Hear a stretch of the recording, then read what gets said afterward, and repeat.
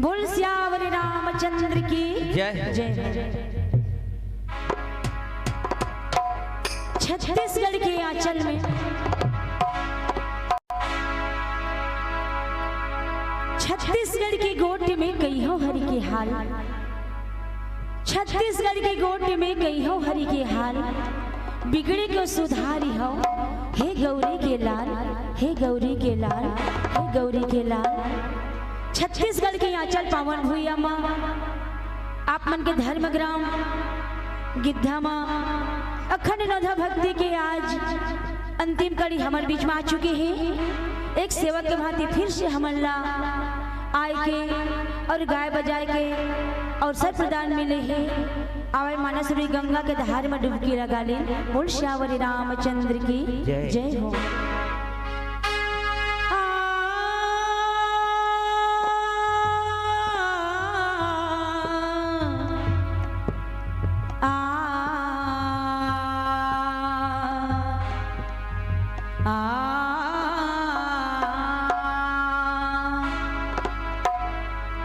बिन तुलसी की चौराया बिरथा, बिन रुखवा की छा,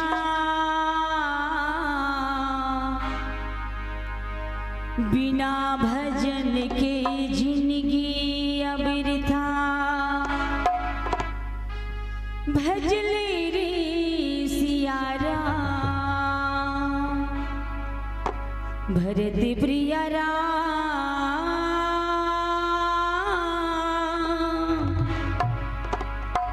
चंद्र देव की जय। बोल श्यावरी रामचंद्र की जय। बोल रामायण गंगा की, बोल यज्ञ करता की जय। बोल श्यावरी रामचंद्र की जय हो। रात भर सब जिनका जय कहे लागे हम मोर कर का बनी का बहनी हो बिहान पहाड़ वो कहते हैं ना केवट घर में मेवड़ जन्मे घन के गाथे जाली, केवट घर में मेवड़ जन्मे घन के गाथे जाली।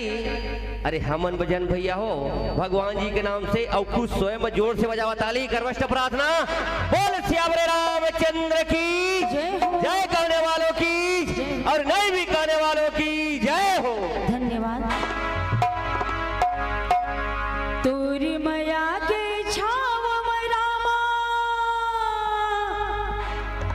जिंदगी हवे बिताना, दर्शन दे दे मोरी रामा, अब ते झन दर्शाना। आजा आजा बिराम तरसत ही मुरने तेहा जाबे ना। वीडियो वाला भैया अब तो ताली बजाए लगी हो मन गए तेरी सती ही तेहा जाबे ना। अब काबर के ताली बजाए में पैसा कौड़ी कछु नहीं लगे। अच्छा है ना। तो भजन में झमाझम ताली बजना चाहिए। सब जन निवेदन है।